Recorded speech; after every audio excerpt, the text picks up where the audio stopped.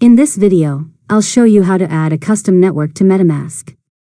First, open the Metamask app or browser extension and sign into your wallet. From the main screen, click or tap the network selector at the top of the wallet. Now, select Add Network. If the network you want is not listed, choose Add a custom network to enter the network information manually. Next, enter the details for the custom network. Add the network name, the new RPC URL, the chain ID, the currency symbol, and the Block Explorer URL if one is available. Make sure all the information is correct before continuing. After that, review the network details and click or tap Save. Metamask will add the new network to your wallet and may automatically switch to it.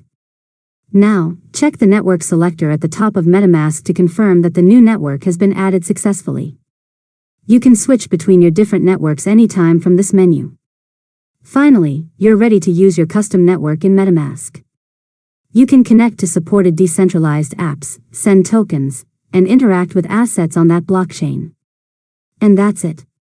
You've successfully learned how to add a custom network to Metamask. If you found this tutorial helpful, make sure to subscribe to Learn Mode Lab for more tutorials.